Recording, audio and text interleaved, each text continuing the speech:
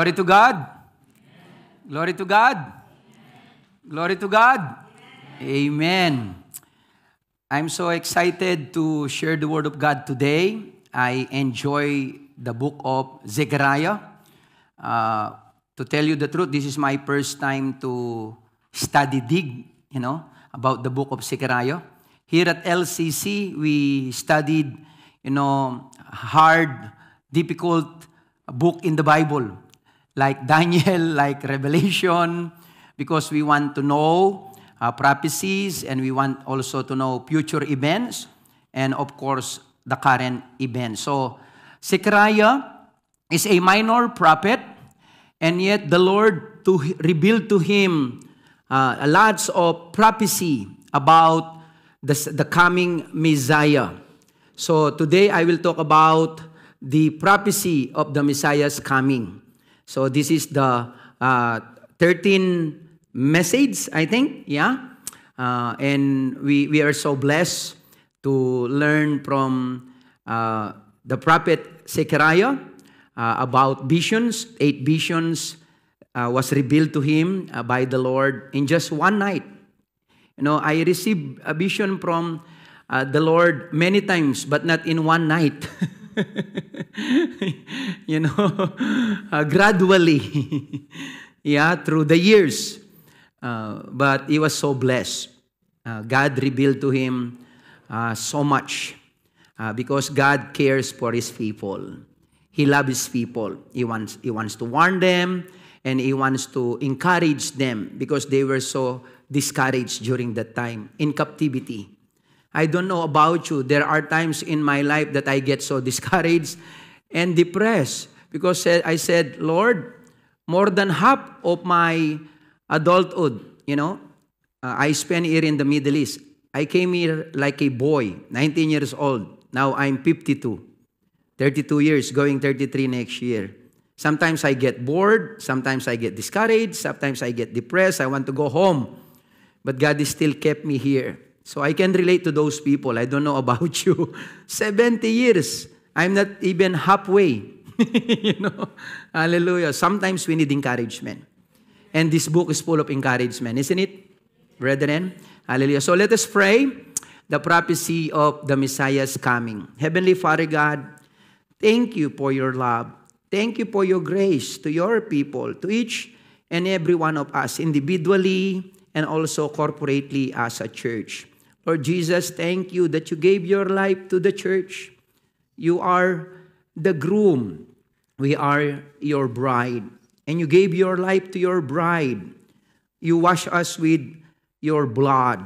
You cleanse us. You save us. Just like a groom who loves his bride passionately, wholeheartedly. Lord, more than that, you love us. Because you proved that on the cross of Calvary when you died and gave your life to us. Lord, we are so grateful for our great salvation. And we want to thank you today. Holy Spirit, thank you for making Jesus real. Thank you for revealing the Messiah. Lord, before even he arrived on planet Earth, before even he was born, before he entered Jerusalem, you already revealed him to your prophets. Lord, many prophets prophesied about the coming Messiah. And today we will study, Lord, the book of Zechariah once again. Lord, we pray for your anointing. We pray for fresh revelation. Lord, we acknowledge that apart from you, we can do nothing. That's why we abide in you and we abide in your word. And you promise us, O Lord, that you will reveal yourself to those who will seek you. Those who will call upon you, you will listen to them.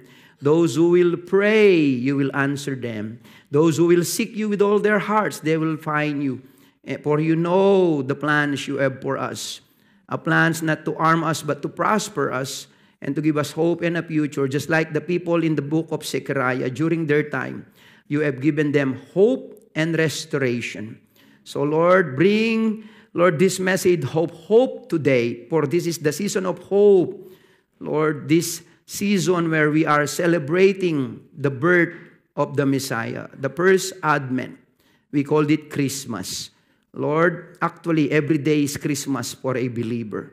Every day we need to celebrate you, just like the confession and proclamation of our dear sister Brenda today, that we need to praise our King every day, every moment of our lives. And forgive us when we forget that sometimes. But today, Lord, today, that is what we have chosen.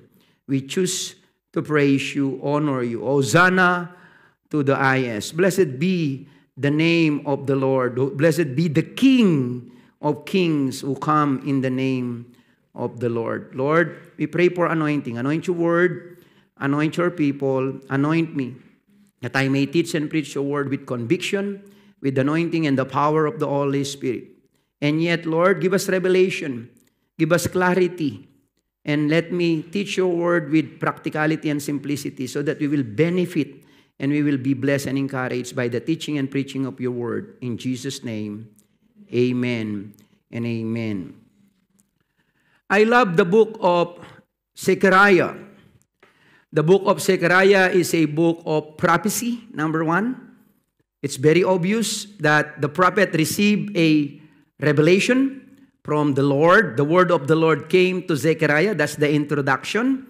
The son of Berechiah, the son of Iddo. So it's a word of prophecy. The Lord himself gave him a direct word, a revelation from God, Yahweh, their creator, the covenant-making God, Elohim, because he is concerned with his people. God is concerned with you today.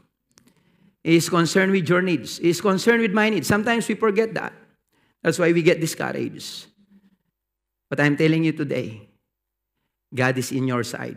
Amen. He never abandoned his people, even in their stubbornness, their sin and rebellion, even in captivity. He always think about them. Remember, we learned that they are the apple of his eye. You are the apple of his eye.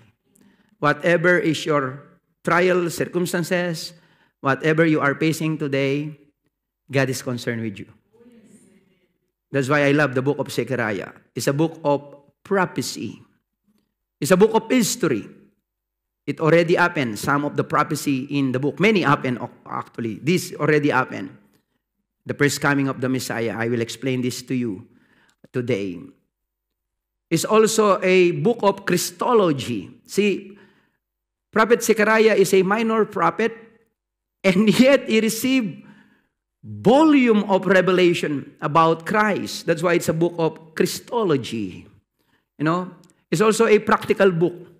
See, I am a practical man. If you explain to me, you know, in practical ways, I can understand it. You see, I don't want complicated things. You know, I'm not Einstein, all right? I'm just kindergarten pastor, you know, and I want to understand so that I can explain it in my life. I'm a very practical person. Hallelujah. So let's dive into this passage in chapter 9. The burden of the word of the Lord. Say it with me, the burden. The Lord is so concerned with his people. I'm telling you, he is so passionate with you. He is so passionate with me. When you get burdened, how much more the Lord who created you and made you. See, the burden of the Lord against who? Against the nation, against the surrounding nation, against the land of Hadrach and Damascus, its resting place. For the eyes of men and all the tribes of Israel are on the Lord. You know Damascus, right? Modern day Syria. Also against Hamath, which borders on it, and against Tyre and Sidon, though they are very wise. For Tyre built herself a tower, heaped up silver like the dust, and gold like the mire of the streets. It looks like prosperity in this nation. They are prospering. Tyre is prospering. Behold, the Lord will cast her out. Whew. This is the judgment of the Lord. He will judge this nation. Behold, the Lord will cast her out. He will destroy her power in the sea, and she will be devoured by fire. Listen to this. Askelon shall see it and fear. Gaza also shall be very sorrowful. The Bible is very accurate, huh? Look at what is going on in Gaza right now. And Ekron, for it dried up her expectation. The king shall perish from Gaza, and Askelon shall not be inhabited. A mixed race shall settle in Asdod, and I will cut off the pride of the Philistines.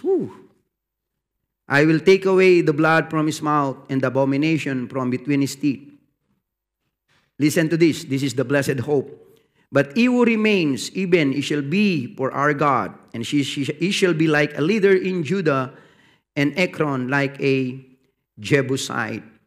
So, let me talk about the preparation for the Messiah. This is the judgment of this nation. See, God will judge this nation to prepare the coming of the Messiah. There will be nation, great leaders who will rise in power, so that these things, this prophecy that he received, this burden of the Lord that he revealed to this prophet, this young prophet named Zechariah,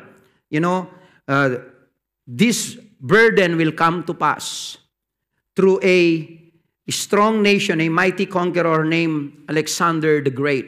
I told you this is a book of prophecy, and at the same time, this is a book of history.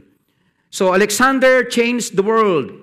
His empire combined Greek culture with the custom of Persia and the other lands he conquered. Later, historians call this combination of cultures the Hellenistic civilization. Hellenism is a word derived from the Greeks' tradition name for themselves.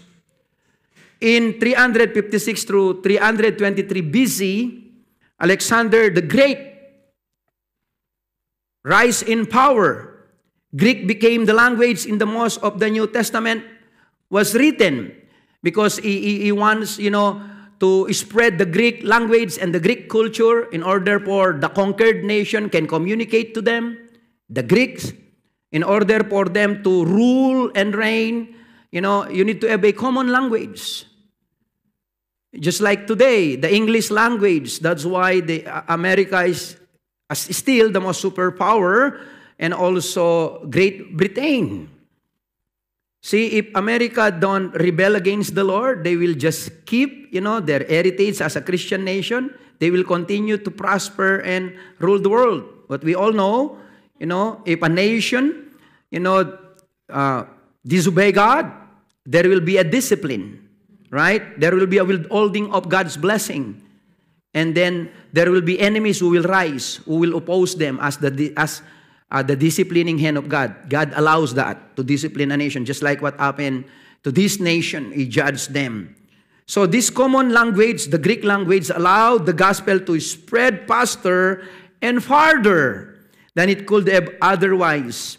Alexander's conquest also prepared the way for the Roman Empire, and the Roman roads and culture also played an important role in the spread of the gospel. Remember the roads that the Romans, they built. If you tour or go around Europe, you will see this pavement.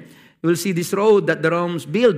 See, the Caesar intention is to send his troop immediately when there is insurrection. There is a rebellion to the nearby nation or other nation that they conquered. They built this road so that they can stop that rebellion, so that they can send their troops.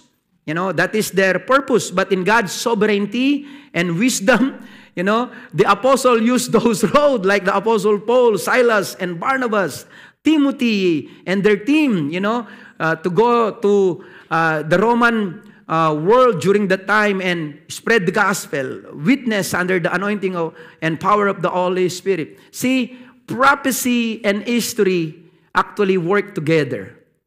We don't separate those. See, if you are a Bible student, you can see Bible timeline. You can see and understand the sovereignty of God happening in every generation, in every season, every year. So these are the nation that God judged and punished through Alexander the Great, Hadrach, and Damascus in verse 1 and 2, the northern regions to be judged by Alexander. He destroyed them. Tyre and Sidon, wealthy cities destroyed due to pride, fulfilling Ezekiel prophecy. See, God hated pride. God said that He blessed the lowly, the humble. He exalted them, and yet He make the proud humble. See, these nations and leaders of the Lord of the world who defy the Lord, who reject the Lord, and who are fighting against the will of the Lord, someday they will be judged. They will be lowered down. Just like King Nebuchadnezzar, because of his pride, he took the glory, touched the glory of God when he saw his kingdom, the glory of his kingdom. And the Lord, disciplined him and make him humble. He became like an animal, eating grass and drinking from the dew of heaven, or the dew from the ground, right?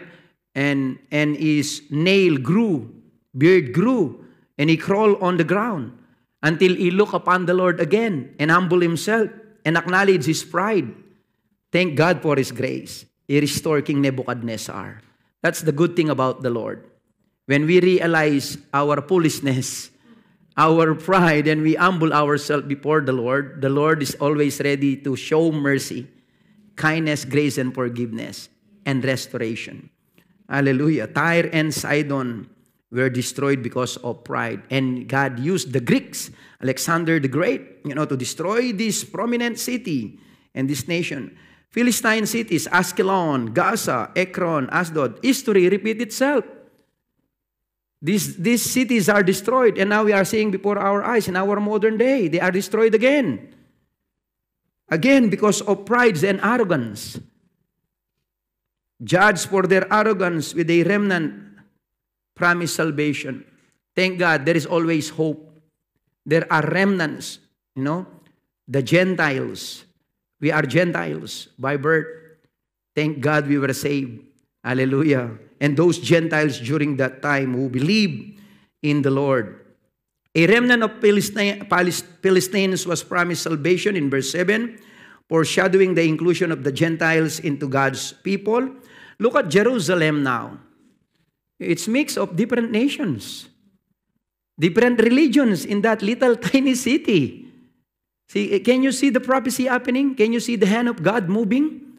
Hallelujah. It's so powerful. Prophecy and history.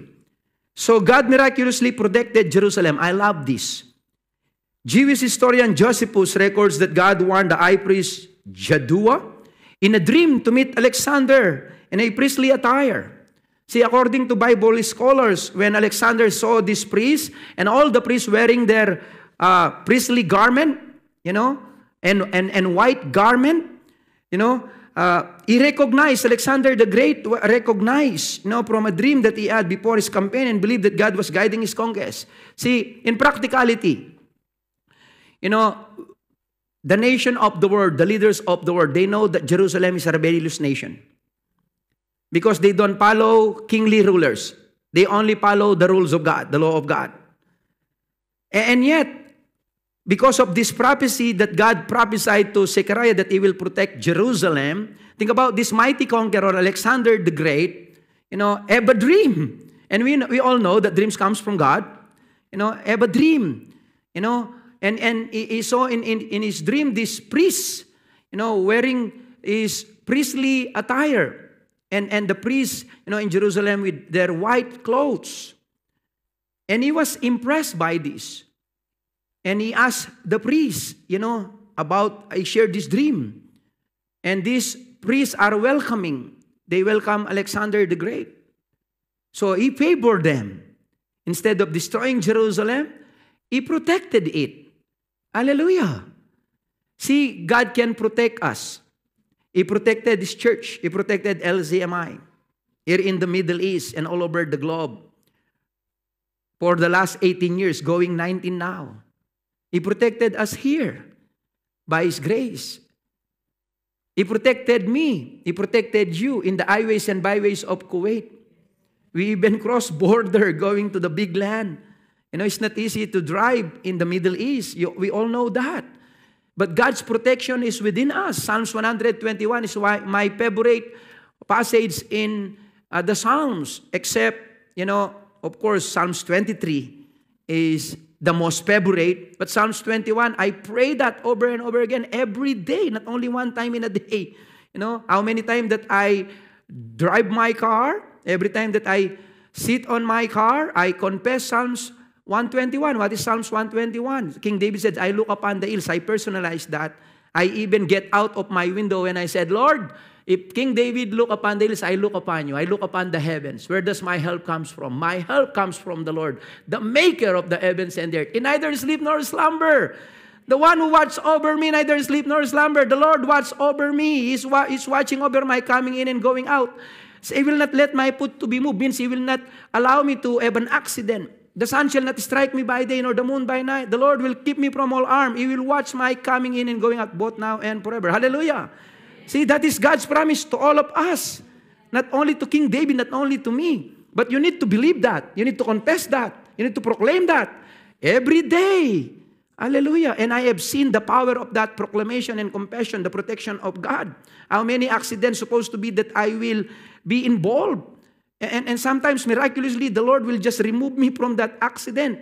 And then the car in front of me, behind me, besides me, they will just, you know, in Tagalog, grambola, alam mo yung bilyar? The fool, they will just book, book, book. And then what? How did that happen? You know? Because the hands of the Lord protected us, protected me. Hallelujah. God will protect us. He knows how to protect us.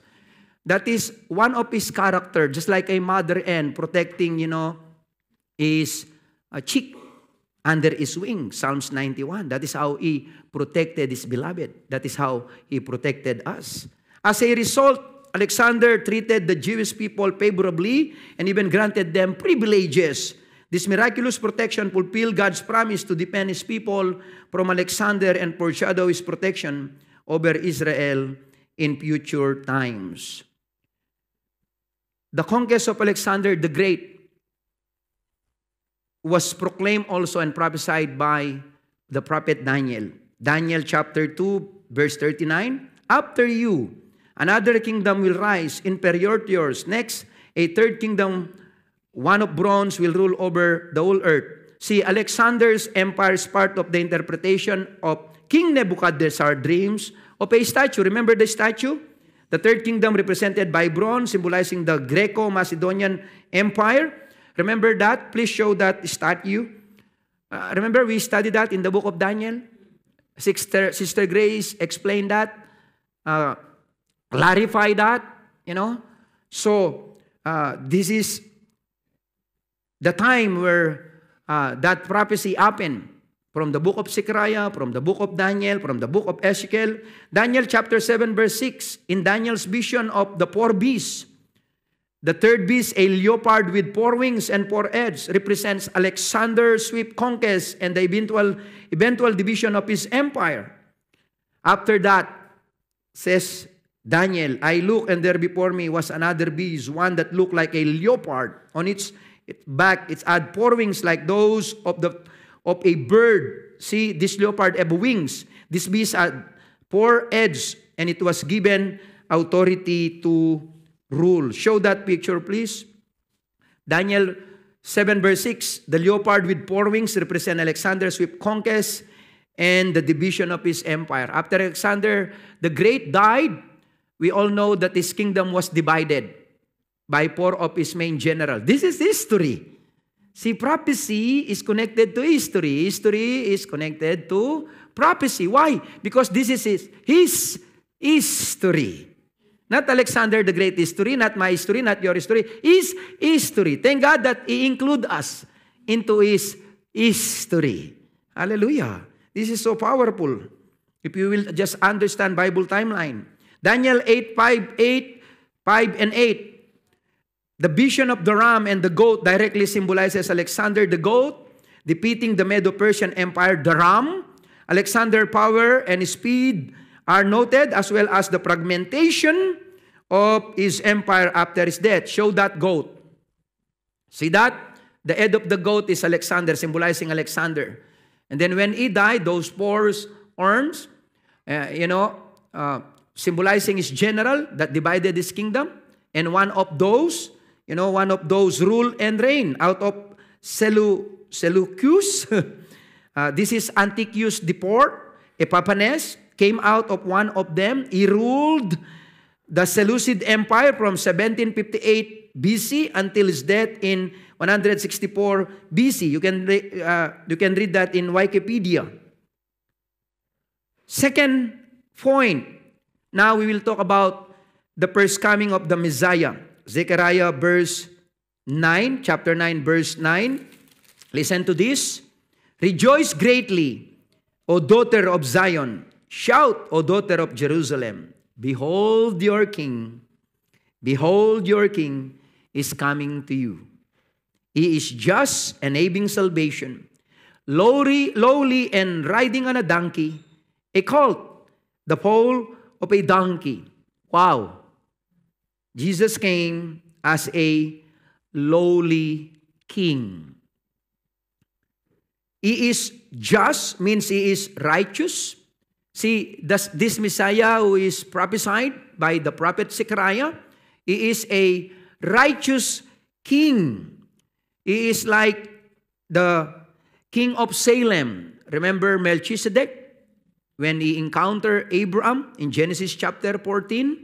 See, Melchizedek is a king of Salem, means king of peace.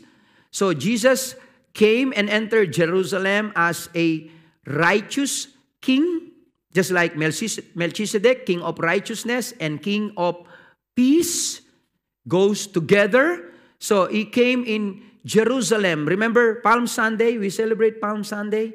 This is why we celebrate Palm Sunday, because Jesus Christ came in Jerusalem lowly, but he is just. See, in Hebrew, the word righteousness or just suggests moral perfection. We all know that the rulers of the world who rule during that time and this modern time are corrupt. So therefore, this king who is coming is perfectly righteous. He has a moral perfection. It also suggests that Christ will perfectly fulfill all of God's law. He will not be rebellious. He will not disobey. But he will fulfill God's moral law, spiritual law. Because Adam failed. All of us failed. So somebody needs to fulfill the law of God 100%. Remember in the gospel, how many times in the book of John, especially Jesus said, I have come to do your will, O God. In Hebrews, in the book of, I have come, with the book, or to fulfill your purpose according to the book. Hallelujah. Jesus Christ came to fulfill the law of God. Also implies right relationship with God and human beings, because God is just and righteous, so therefore He also required righteousness to all of us. So Jesus imputed His righteousness in us. I love that. 2 Corinthians 5:21. We discussed that on our Encounter God retreat, that He, Jesus, the righteous one, He who knew no sin became sin for us so that we will become the righteousness of God in Him. In who? In Christ. Hallelujah. He is also generous and merciful.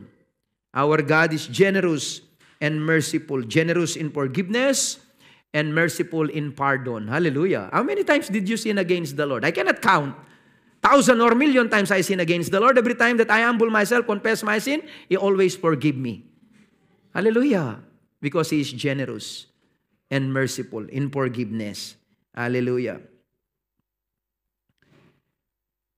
He will offer salvation.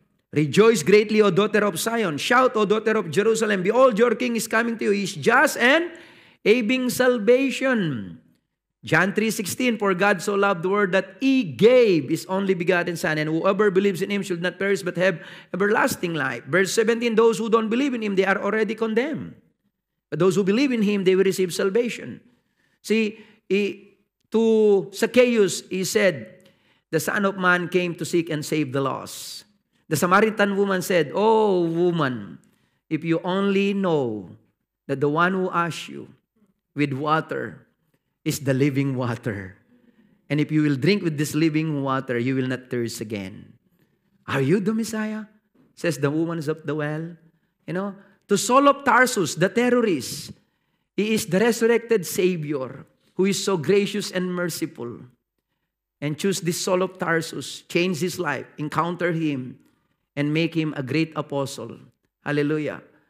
To a prodigal named Alan, he is so gracious, who don't deserve his kindness or his love. And yet, out of his mercy and love, he chose this nobody, and he make him a preacher. Hallelujah. Give God the glory. Jesus is bringing salvation to every home, to every family, to every nation, to every individual who will believe in Him. The question is, will you welcome the lowly King, the humble King named Jesus? Yeshua or Yeshua means salvation. It suggests deliverance. He delivers us from our sins. It suggests victory. He conquered death because we cannot conquer death. He conquers sin because we cannot conquer sin. He conquers Satan, the enemy of God, our great enemy, because we cannot conquer him. Hallelujah. Jesus brought victory into your life. He made you from a loser into a mighty conqueror. Do you know that? We are more than conqueror in Christ Jesus our Lord, says the Apostle Paul. Hallelujah. Look at your brother and sister in the Lord. Tell them, I'm seeing conqueror within you. Hallelujah. You are a mighty conqueror. In Christ Jesus our Lord. Not our own strength. In Christ Jesus our Lord. Christ in you, the hope of glory, is the one who is bringing victory into your situation, into your own personal life. Christ in you, the hope of glory, is your victory. Hallelujah. Yes, give God the glory. The victorious King will bring victory into your life. Hallelujah. Safety is our great protector. David said, the Lord is my shepherd. Even though I will walk in the valley of the shadow of death, I will fear no evil because the Lord is my shepherd. His staff will protect me. Hallelujah. He will prepare a table before me in the presence of my enemies. Woo, I love that. You are surrounded with enemies and that you are feasting. Woo, come on, you want to eat? Wow. Think about that. Yeah, that metaphor. We can only have peace, real peace, in the presence of the Lord. The world, is full of chaos and conflict and wars and rumors of wars. It's scary. Scared me sometimes, just to let you know. But in the presence of the Lord, there is boldness, there is courage, there is safety. Hallelujah. Vengeance is the one who will defeat his enemies, the one who will judge the nations, the wicked. And preservation, He always preserved the remnant. There are people in the last day who will turn their back from Jesus. But there are faithful, like Daniel, like Zechariah, like the apostle, who will stay loyal to Jesus. And He will preserve those people. Even in tribulation, do you know that? That He will preserve the royal, the faithful. Why? Because He is a faithful God. He cannot deny Himself. Sometimes we are unfaithful. Sometimes we neglect our calling, and yet He remained faithful. We can count on Him. Hallelujah. He will be humble and peaceful. I love this. I was convicted and touched by this. Rejoice greatly, O daughter of Zion. Shout, O daughter of Jerusalem. Behold, your King is coming to you. He is just and having salvation, lowly and riding on a donkey. A colt, the foal of the donkey. Significant truth about the first coming of Christ. Jesus present Himself as a Messiah, a lowly Messiah. Luke 19:28-32. When He had said this, He went on ahead, going up to Jerusalem, and it came to pass, when He drew near to Bethphage and Bethany, at the mountain called Olivet, these are significant places, that He sent two of His disciples, saying, Go into the village opposite you, where you enter, you will find a colt tied on which no one has ever sat. Loose it and bring it here. And if anyone asks you, why are you losing it? Thus you shall say to him, because the Lord has need of it. So those who were sent went their way and found it just as He had said to them. Underline or circle in your Bible if you have, like me, a printed, written Bible, or highlights the word or place Olivet or Mount of Olive, Bethphage and Bethany. Underline the donkey or the colt, underline the word, the Lord need it. Those are significance. Let me explain. The Messiah will descend from Mount Olives in Zechariah 14 verse 4.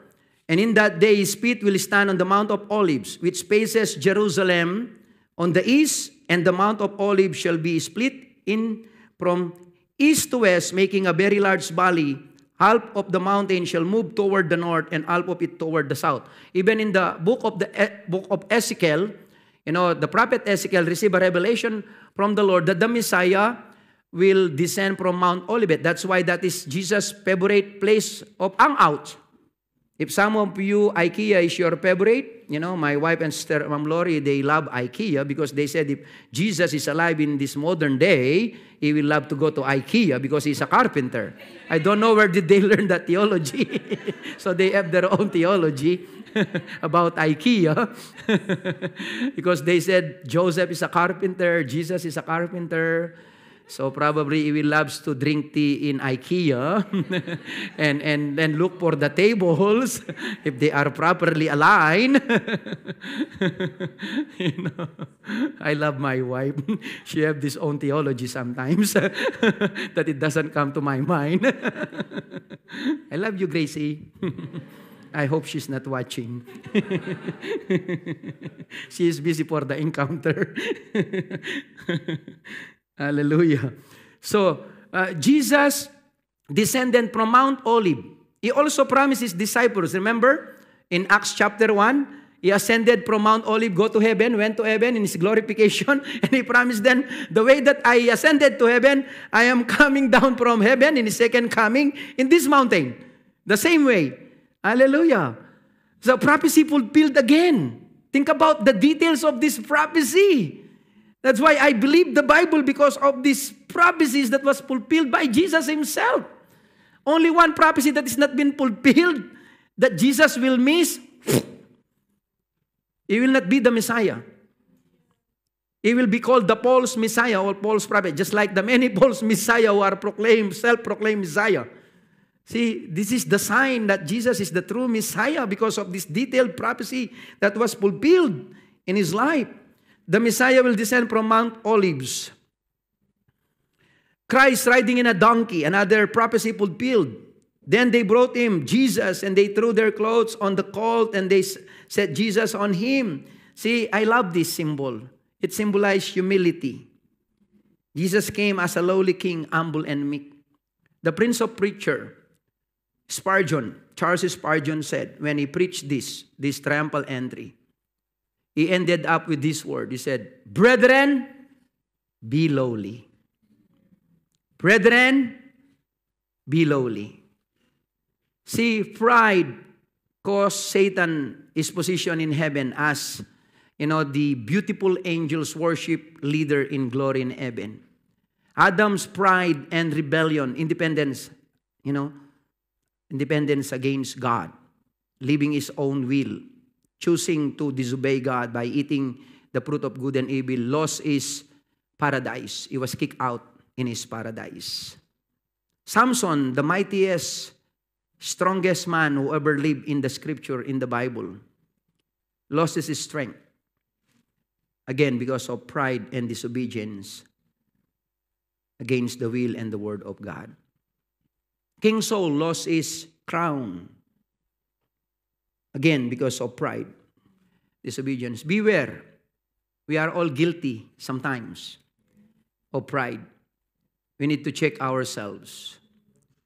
We need to check our motives every now and then. We need to be lowly like our King, King Jesus. We need to acknowledge that it is only by His grace. That's why we got saved. That's why we can minister to His people. It is only by His grace and by His mercy that we can stand before Him and before His precious people. He came as a lowly king, humble and meek. When Jesus entered Jerusalem, He entered it riding on a donkey. It symbolized a king who would come in peace. Not only that He is lowly and humble, but He is peaceful. Not only was he coming in peace, but he would also offer peace to his people. It is a peace of many kinds. Spiritual peace, rest of our souls, freedom from the guilt of sin, spiritual comfort, and eternal security. Isaiah 26 verse 3 says, those who trust in the Lord, He will give them perfect peace.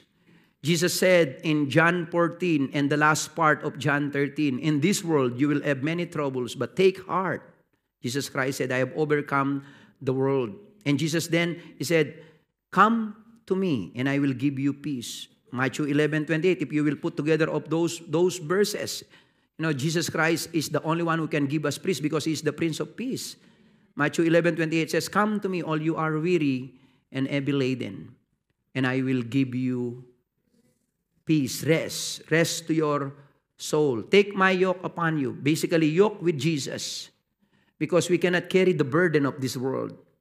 We cannot carry the burden that the world is throwing on us. The problems, the trials, the challenges is scary, it's very fearful. Filipinos, think about the disaster that is happening to our nation, the corruption of our leaders. They are threatening to kill each other. The worst president and vice president that we have for the last, how many years? 100 years existence of the Philippines? Or 75 years? I don't know. The world is getting crazy, getting dangerous. The only safe place now is the presence of God. Hallelujah. And in the future time. So, the presence of God bring peace, calmness, serenity into our troubled soul, into our worrying mind. That's why we need to learn, how to activate the mind of Christ. We need to learn, to live the promised peace of the Lord. We need to entrust to Him our worries, our cares. Hallelujah. Because He promised us peace, the Prince of Peace. Spiritual peace with God means reconciliation to the sinners through forgiveness of sins in Christ Jesus. Practical peace means relational peace, relation between husband and wife, families, friends, co-workers. See, Satan wants to destroy our peace, to destroy our relationship. Do not allow the spirit of conflict and strife to destroy our relationship. As family in Christ, as also biological family, and also as friends, and also our co-workers. Do not allow. In every conflict, there is a spiritual or demon of strife. The spirit of division, trying to divide nation, trying to divide church, trying to divide family. Be careful. Do not allow that. Live in peace. Blessed are the peacemakers, says the Lord, for they shall be called children of God. If we are proclaiming that we are children of God, we need to practice peace. We need to live in peace. Sometimes I am guilty. I get angry. I don't know about you. I'm still a human being. Yeah, not Tesla robot. I still have emotion. Yeah, let us be honest here. Amen. But we need to calm down. Hallelujah. We need to allow the peace of God that passeth all understanding to guard our hearts and our mind in Christ Jesus our Lord. World peace. Only Jesus can bring world peace. That's why the world will be deceived, because there will be a great chaos before the Antichrist will arrive. And then He will have a temporary peace. He will offer temporary peace, 7 years of peace. That's why many will be deceived to the Antichrist. Before the Antichrist will be revealed, there will be more chaos in the world. God is preparing us on this. But the real peace is only found in Jesus. Ephesians 2:14-16. Can we read this all together? This is so powerful. Let us read. For He, Jesus Himself, is our peace, who has made both one and has broken down the middle wall of separation, having abolished in His flesh the enmity, that is the law of commandments, contains in ordinances, so as to create in Himself one new man from the two, thus making peace, and that He might reconcile them both to God in one body through the cross, thereby putting to death the enmity. You know why Israelites or Israel or Jerusalem was attacked by enemies, surrounding enemies? Because they rejected their Messiah. That's why they don't have peace. They have conflict. That's why we need to pray for the peace of Jerusalem. We need to pray for them. We need to pray for world peace. Only Jesus can bring that. We need to pray for peace in the Middle East. I'm always thanking God for the peace in Kuwait. Because if there is peace, there is work. There is prosperity. If there is conflict, there is war, there will be destruction. We have seen that. To the other nation where there is war. That's why I'm always grateful every day. I always include Kuwait in my prayer. And I'm so grateful and thankful that God is protecting this motherland, surrounding her with His angels, protecting this nation. Because we benefit from this. This is where we are getting our bread and butter. And God bless us also with our church and ministry in this nation. That's why I'm so grateful with my Kuwaiti friends and the government who are so friendly to all of us. Hallelujah. They are not perfect like us. We are not perfect also. Hallelujah. But thank God they are very friendly hosts. That's why we are praying for them that they will come to the saving grace of Jesus Christ. Hallelujah. Thank you, Kuwait. Thank you, Kuwaiti friends, for hosting us. The donkey Christ rode was in contrast to the war horse of Alexander the Great. He came in peace to offer salvation. Alexander the Great came as a mighty conqueror. The donkey that Christ rode and the peace it symbolized was the plan of God since before the world began. What an outstanding picture of God's mercy and love, and mercy that truly unfathomable. See, the ruler of the universe humbled himself and modeled to us through humility. Alexander came riding on a stallion, a war horse. He came conquering and destroying. Alexander sought to unite the world by force. His method was war and bloodshed. He sought to bring peace by violence and force. And we are seeing this all over the globe right now. There is a spirit of rebellion and violence. That's why we need to pray and bind those evil spirits. Luke 19:37-38. Then as he was now drawing near the descent of the Mount Olives, the whole multitude of the disciples began to rejoice and praise God with a loud voice for all the mighty works they had seen, the miraculous work that He performed, saying, Blessed is the King who comes in the name of the Lord. Let me repeat that. Blessed is the King who comes in the name of the Lord. Blessed is the King who comes in the name of the Lord. Peace in heaven and glory in the highest. That is the song of the angels when they sang Hosanna to the highest. Goodwill, peace toward men and on earth. Hallelujah. And again, this is a fulfilled prophecy in Psalms 118:24-26. This is the day that the Lord has made. We will rejoice and be glad in it. Save now, I pray, O Lord. Lord, I pray, send now prosperity. Bless he who comes in the name of the Lord.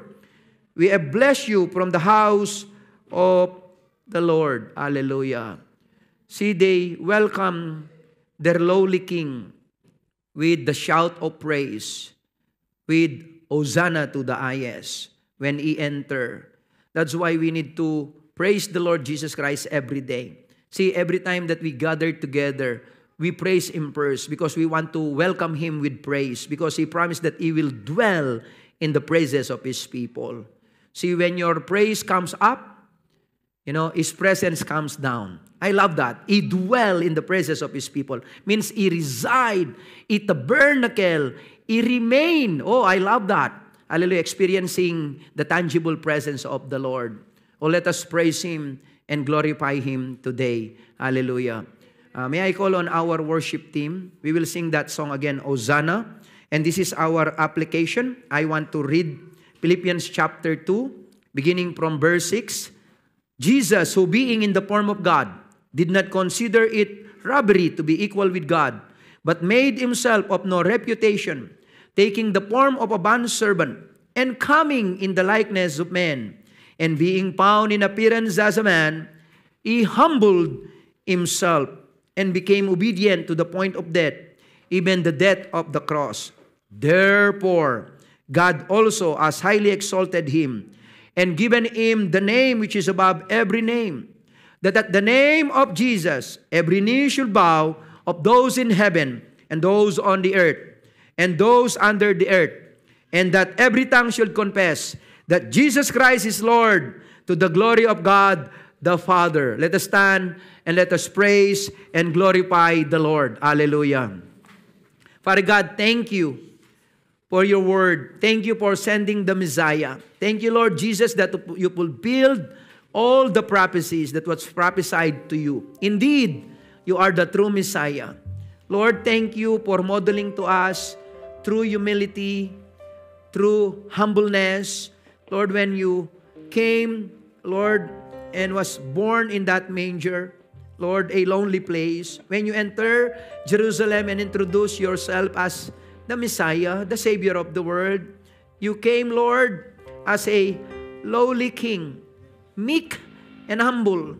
Lord, thank you that you want to conquer the hearts of men and women through humility, mercy, and grace, through love, not by force or coercion, Lord, or persuasion, but by humility. Lord, thank you. We are guilty, Lord, of pride at times. And we ask you to forgive us. Remind us every day, Holy Spirit,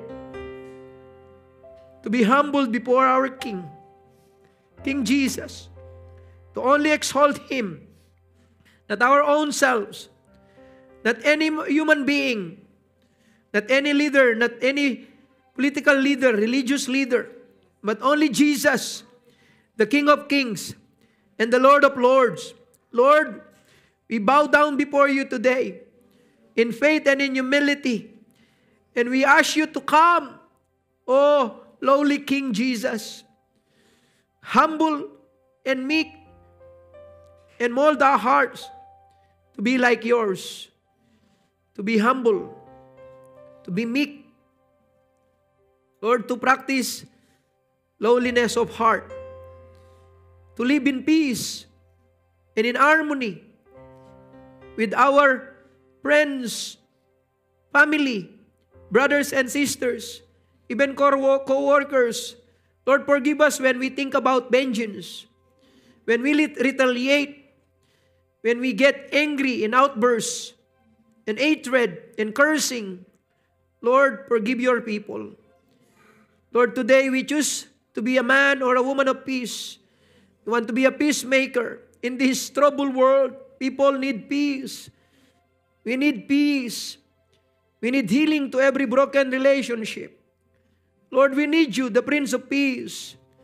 Lord Jesus, you are the only one who can give us peace. No one else.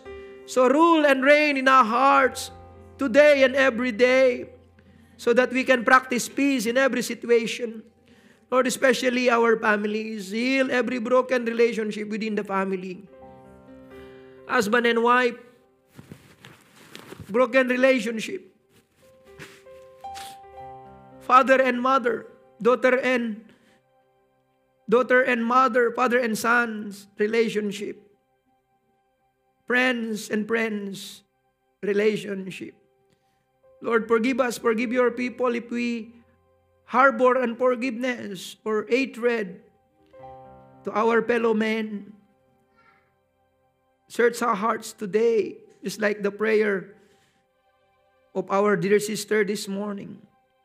Search our hearts and know our thoughts. If there is any unforgiveness in us, Lord, we choose to forgive today.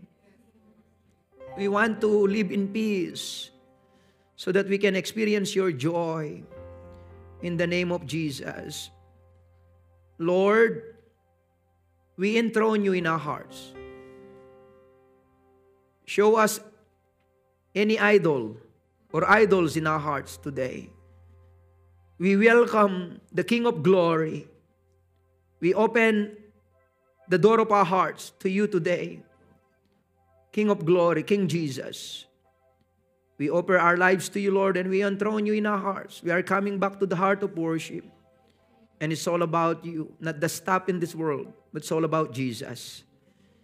Come and rule in our hearts, O Prince of Peace, lowly King, and yet the King of Glory. Lord, thank you for restoring our passion and love for you this morning. I give you all the glory and the honor and praise.